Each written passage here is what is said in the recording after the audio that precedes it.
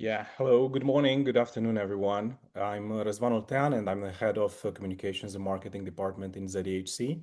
And today we are opening this forum call in a new format. For those of you who didn't join the previous one, just a quick reminder of what changed. From a one-sided or one-way communication with a lot of download of information from one department in ZDHC, we moved last month, and this is the same format that we are applying now, with a more interactive discussion and more cross-departmental interaction between two representatives of two ZDHC teams. This time you will have Claudia Hafferman and Saket Kulkarni from the ZDHC Academy and the ZDHC regions respectively. And we encourage you to post questions, to ask any type of information or question that you might like, and you can use the Q&A window for that. Before we move into that discussion with Claudia and Saket, just a quick heads up on three elements that we would like you to engage with. First, on the 6th of May, we have a webinar on Zoom where we will have a survey explained to you run by WWF and the GlobeScan survey. And you can use the QR code. Also, the links are in the chat here, where you can sign up for this Zoom webinar on May 6th. The second one is the signatory review document on efficiency assessment protocol. The document is open for review and the deadline is set for the 15th of May. Again, please check the link in the queue and in the chat window. And last but not least, we have the ZDHC Convention Week between the 23rd and 26th of June in Amsterdam, and the Impact Day on the 25th, which is a Wednesday. For all these events, the side events on Monday, Tuesday, the Impact Day on Wednesday, and the side event on Thursday, please check the event page on our website. You have the QR codes you can play with or the direct links in the chat. Now, thank you very much. I hope you will enjoy this new format of our forum call, and I give the floor to Claudia and Saket with a discussion that will be facilitated by my colleague Andrew. Thank you. And thank you, Razvan. Good morning, folks. So we'll be talking about global ZDHC education, training and engagement on the ground, and how we make an impact in local environments. We have, as Razvan said, Claudia and Saket here. And the first question will go to Claudia of what training has been happening globally. And take a look here. Where do we give training? It's pretty much not everywhere, but it's all over. Yes, thank you very much, Andrew, and nice to meet you all. So what training has been happening globally? Well, since the inception of the ZDHC Academy in 2016, we have been providing training via the Academy platform through ZDHC approved training providers. And while in 2016 we only had one chemical management training on the Academy, and we only had a few approved training providers, today we offer a variety of topics such as chemical management training on different levels, but also wastewater management training, climate action training, and many more topics. And we work now with 29 approved training providers globally, and we have over 250 trainers. And in addition, the training has been offered now in 19 different countries in different regions. But since training is now also offered online via Zoom, for example, this number most likely goes very much beyond. So a variety of training topics have been happening globally. And in addition to suppliers and brands who are one of the main target audience of the ZDHC Academy, we now also work more and more with other industry stakeholders, for example, industry associations, but also policymakers, academia. And also since a few years, we have been involved in several implementation projects. And I will now highlight some of these projects in which training and also capacity building activities have been essential components. So besides, let's say, the regular training that is being delivered by the ZDHC approved training providers on the ZDHC Academy, In particular, in the last couple of years, we have been doing a lot of training as part of these implementation projects, where ZDHC collaborated in and still is collaborating.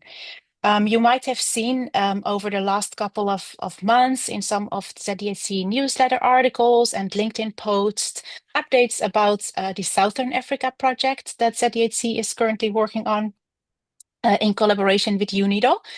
So this project is about the promotion of a circular economy in the textile and garment industry in South Africa, Lesotho, Madagascar, and Ethiopia through sustainable chemical and waste management. And there is a special focus on phasing out the use of hazardous chemicals and particularly the phase out of POPs. And ZDHC is one of the project partners in this big project that is implemented by UNIDO.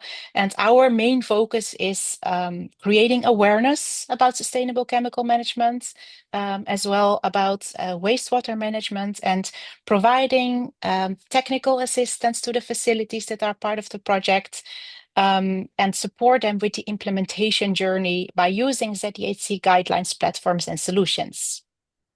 So for this specific project, training and capacity building activities are one of the key activities that ZDHC is leading. And we do this in collaboration with one of our approved solution providers. And on the slides, on the slide deck, you can now see some pictures that were taken in Ethiopia, also in Lesotho, Madagascar, during the previous months, because last year in July we started the first training sessions in South Africa, and that was followed by Ethiopia. And in 2025, the training continued in Madagascar and in Lesotho.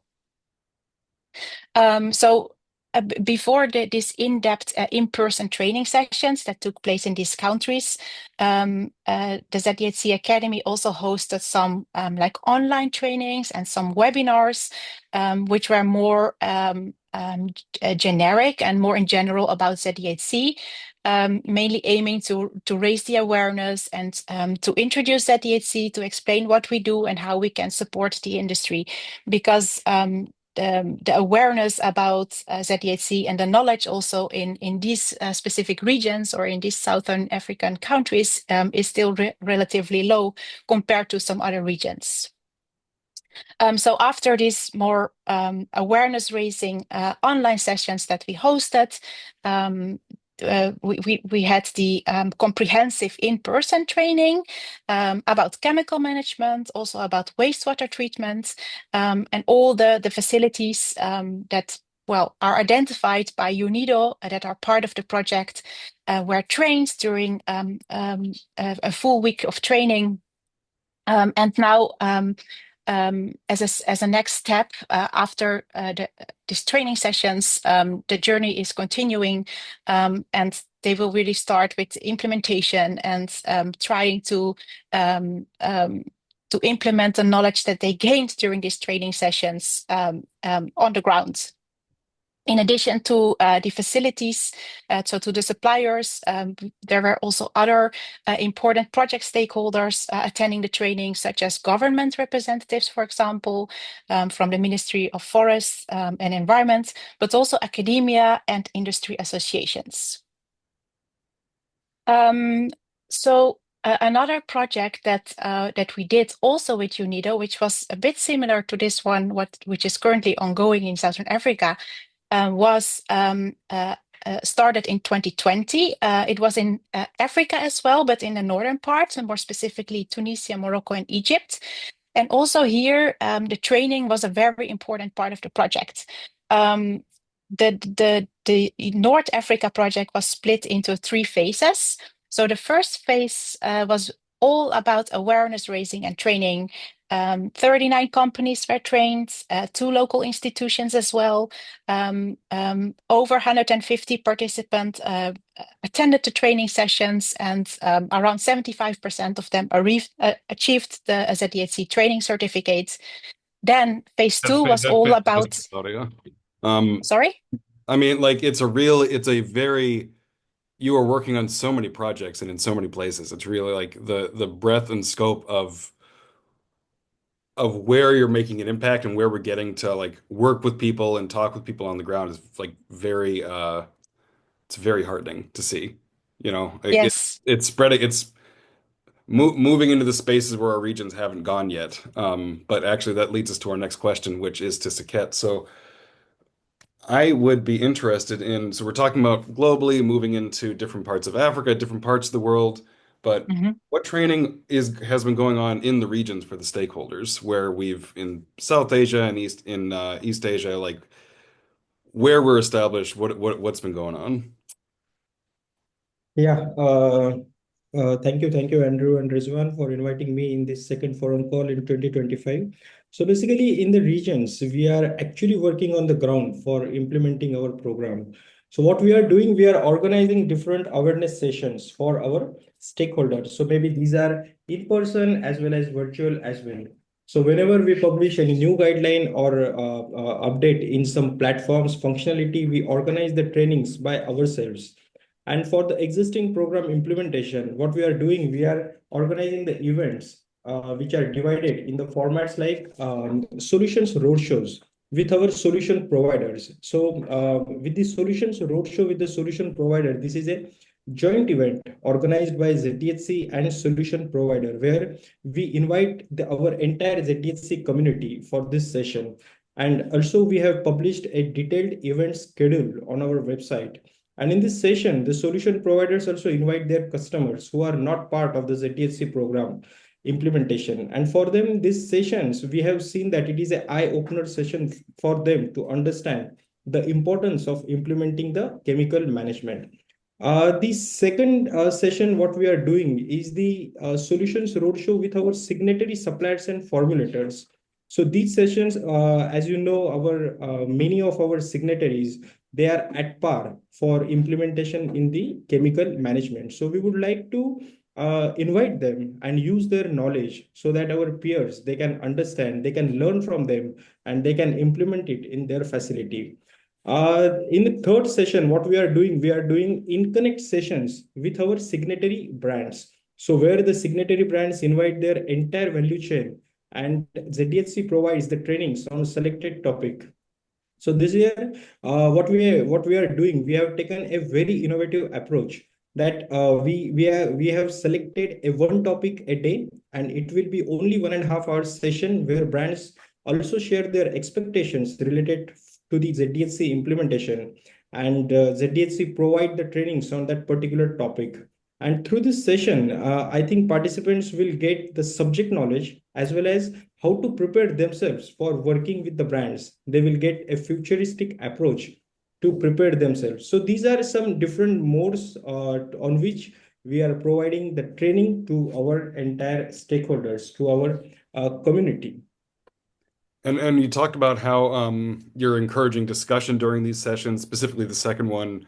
Can you get a little more into like what do those discussions look like? How are people working together? Is it specific problems they're talking about? Is it more the general concepts? Yeah. Yeah, so basically what happens when for specifically, if I can give you an example about the solutions roadshow, what we did. So in end of 2024, we did a survey with our community, with our gateway community. We sent them some questions. Hey, whether you are how you are interested for doing this, attending this solutions roadshow, in which topics you think the trainings are relevant, you want it, and we received a lots of response, and almost 99% of the people, they wanted to attend our trainings, and they have given us lots of topics. We received more than 30-40 topics from this survey, and we shared these topics with our solution providers. Now what they are doing based on their expertise, the solution providers organizes the training, and if suppliers or the formulators, if they are interested for joining, then they join. So Mhm. this is how we are working actually with the solution providers and with the brands, our signatory brands. What we are doing is we are sharing the topics with them. Like for example, like I mentioned, this year we are doing with the separate one day, one topic, like one day at Incheck, another day Clearstream, supplier to zero. So it is up to the brand. So if they feel that their supply chain is, they want to have them at a specific level for performance in check or the supplier to zero, Then they join us, they invite their entire supply chain. So we have our entire annual calendar. So we have shared it with our brands, with our community, so they can see it, see the topics. We have given the links as well. Agenda and everything is there. So this is very useful for all the stakeholders. And actually, we'll drop that link into the, I believe that's on our website. We'll drop that link into the chat as well. Yeah. Yeah. Thank you. So let's move on to our next question, which is, yeah, for both of you, what is the outcome of the trainings? Very broad here, but we can, wherever you'd like to get started, I figure we can move more in depth in a direction. Claudia, would you like to proceed? Yes, I can. The outcome, it's indeed very broad. I think we have a nice example which refers to the North Africa project that I explained before. We have a couple of case studies also available on the Academy platform if you're interested. But in these case studies that were developed by UNIDO, we can see that the participating companies who attended the in-depth training and also who got the technical support from the approved solution providers, they at the end of the project, they managed to replace some hazardous chemicals with some safer alternatives. And they did this by, using the ZDHC gateway, for example. And this was really a very concrete outcome of the project and a very concrete outcome of what happened after the training and the on-site technical assistance they got from the approved solution provider. But what we also hear sometimes as an outcome from the training is that suppliers understand better where they need to focus on and where where the gaps are and how they should proceed with making the improvement plans based on what they have learned during the training. There is also a video which was made based on of the North Africa UNIDO project, which if we have time, we can maybe play that now, which also shows you a bit from the supplier perspective how they experienced the project and how they also experienced the training sessions. Well, let's go. Sound should be on. Please do let me know. Yes.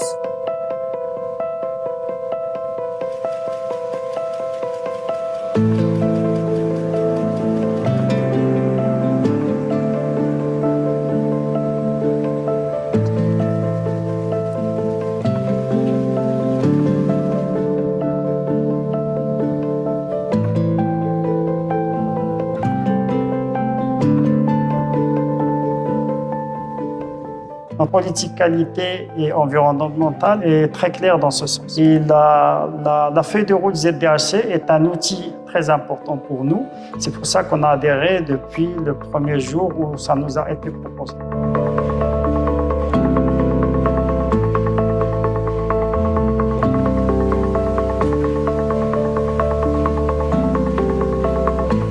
Donc nous avons profité de l'appui technique et du savoir-faire des formateurs mandatés par le public à travers le programme SwitchMed. La formation qui nous a été donnée a permis de mettre à niveau les connaissances théoriques et techniques de toute l'équipe Chemical Management Team.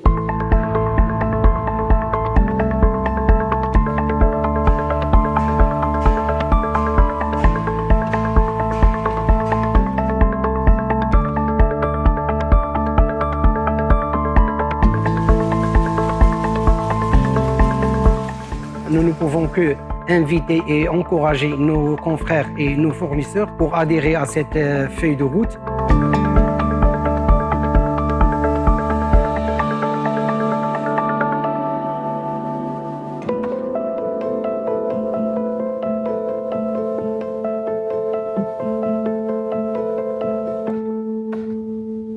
I can watch those machines all day.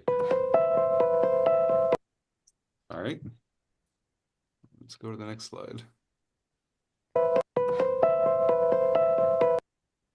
My goodness. This is the great thing about embedding videos, everybody. Thank you for your patience.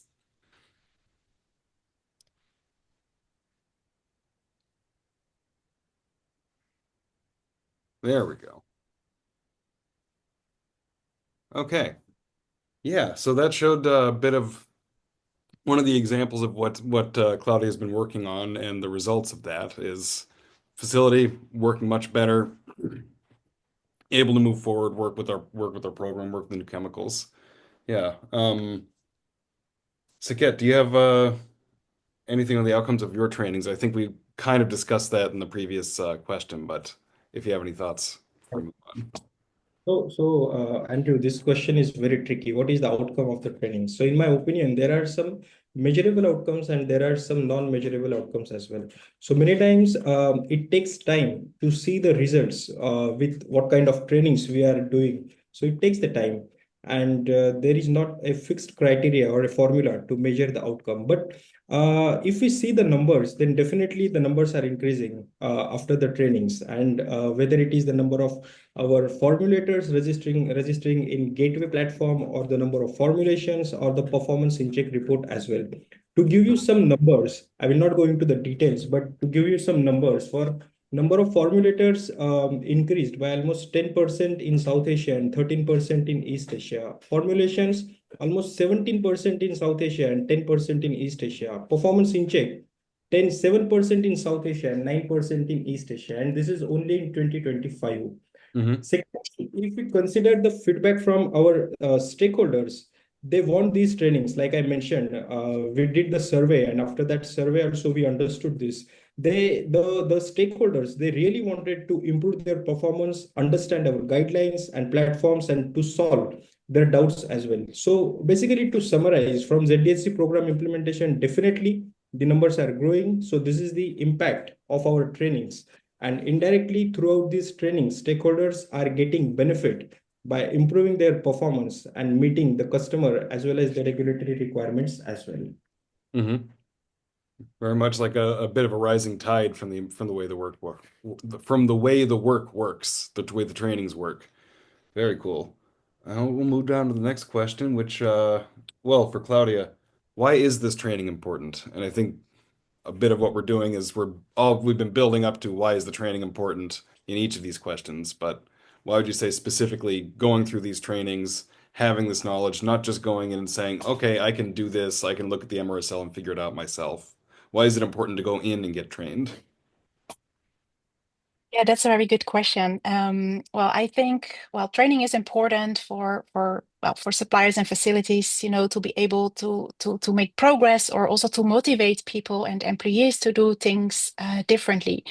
But also it's important to indeed create the awareness and engaging people on why sustainable chemical management is important. And it sometimes sounds simple, but sometimes people are even maybe not fully aware on why chemicals are needed, but also why can it be a risk for health or for the environment if the chemicals are not used properly.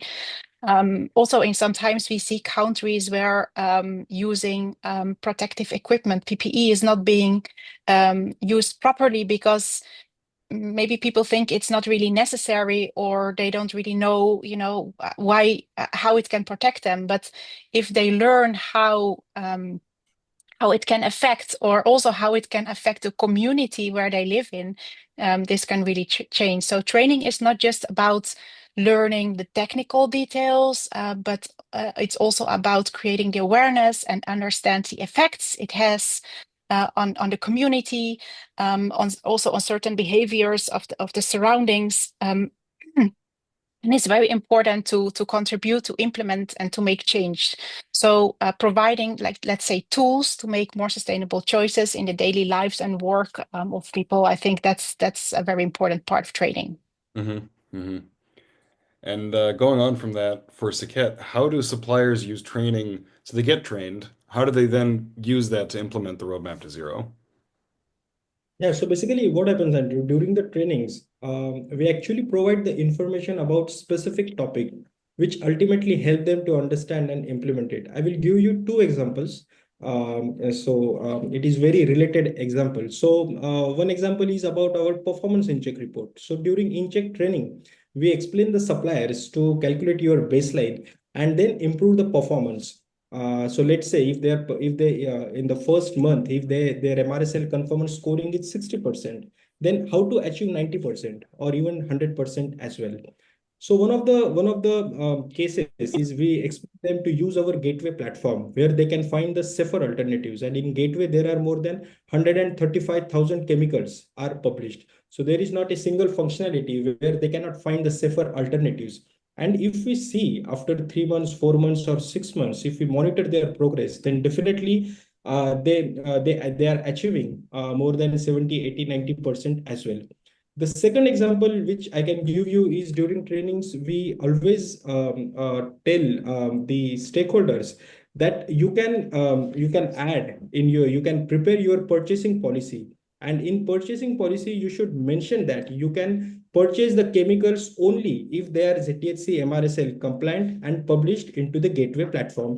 So when they prepare their policy and started implementation of the policy, then we have seen that there is a huge change in their MRSL conformant rate. And now I know there are so many factories in South Asia, in East Asia, they have implemented this purchasing policy and they are not purchasing any chemical if the product is not MRSL conformant. They strictly reject that product and they use the gateway platform to find the safer alternatives. So I think this is the outcome of our trainings. Mm-hmm. That's fantastic. It's yeah, it goes from people saying, I'm part of this, I've signed up, to I'm part of this, I'm using it. I'm really demonstrating that I'm using it. That's fantastic. And So I think no, one more please point. continue. Think, Sorry. yeah. One more point. So as I mentioned, we are doing the signatory supplier session as well. So in the signatory supplier, what we did, we invited one supplier who have achieved 99.38 percentage of MRSL conformance rate. And this supplier, they are not using 30 or 40 chemicals. They are using more than 250 chemicals in their facility. So it's a fully integrated facility where they are doing dyeing, printing, finishing, pre-treatment, and everything. They are using so many chemicals and still they are able to achieve more than 99 percentage of the MRSL conformance rate. Yeah, they required some time. It took some time, but definitely Mhm. they achieved it. And really, we would like to show such kind of case studies, the best practices from our signatory suppliers to our entire community, so that they can also take it and implement it in their facility. Absolutely. So if you all want to be if you all want to be an example of best practices, take the trainings and get the sessions. Yeah, and well, then what is the future of training for us? So we talked about where things gotten to, what we're doing now, and where do you see the future of this? Further expansions, more detail into the structures of how you do this? Are you developing new programs? It's for both of you, so I leave it open.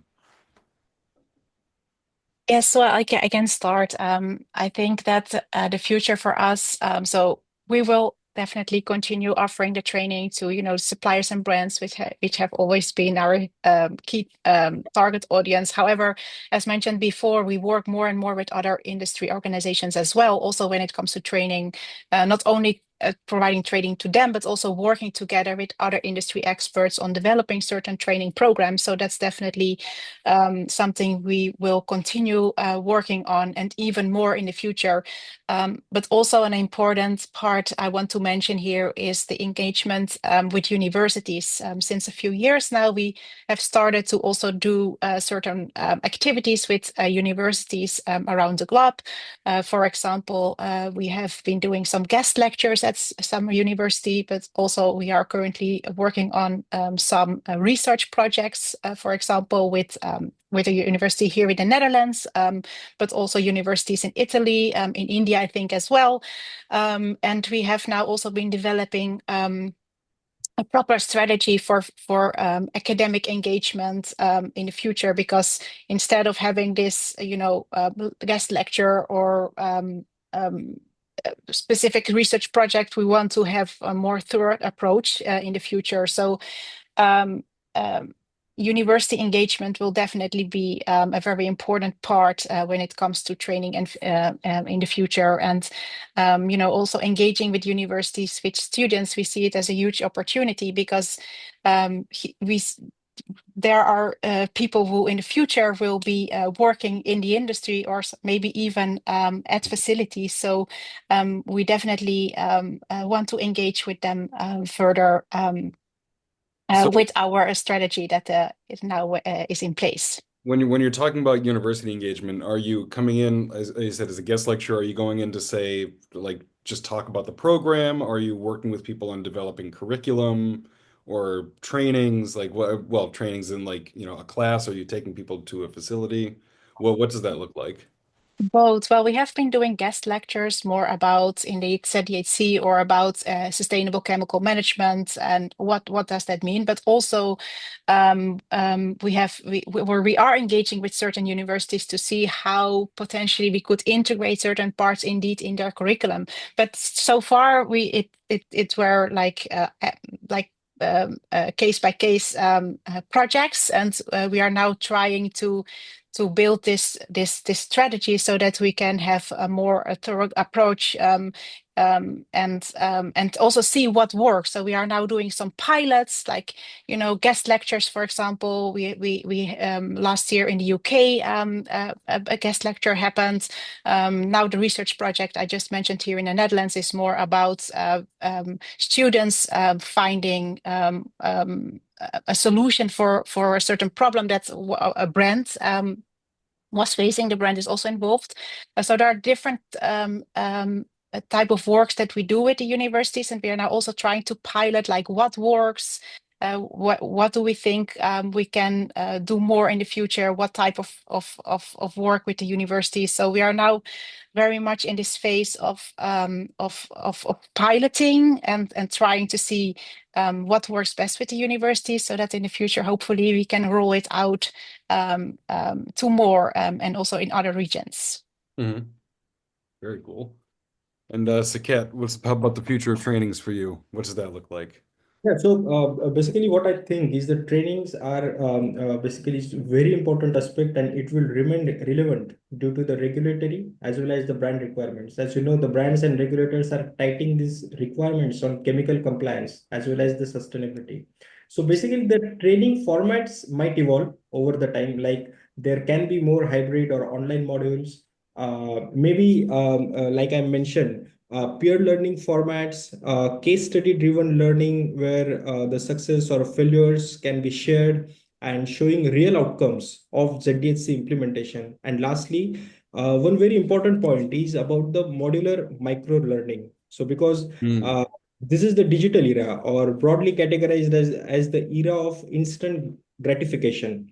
So if we see the learning from this perspective, everyone wants to learn quickly. So if we think this concept, then maybe in the future, if some of the new supplier is there and he or she, they want to understand the in-check report only. What is the in-check? Then maybe within 2 minutes, 3 minutes, or 5 minutes, just like a reel, they should understand.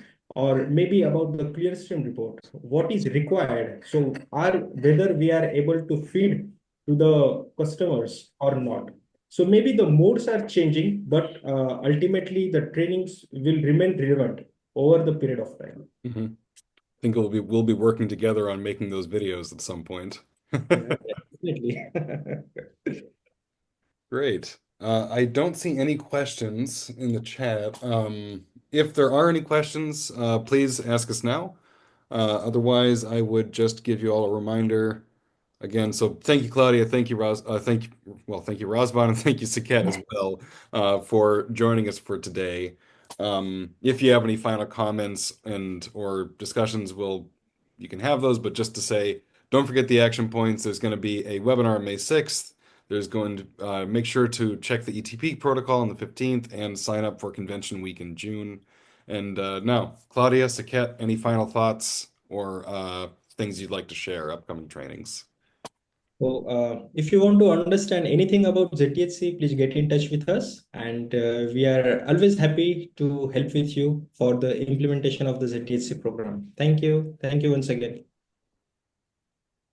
All right. Yes, thank you so much. I also invite you to, have a look at the ZDHC Academy, and you can always reach out to me, to Mariella, to Ria, who is our new team member as well, or Kizaya, to know more about training and how we can help you when it comes to capacity building or training topics.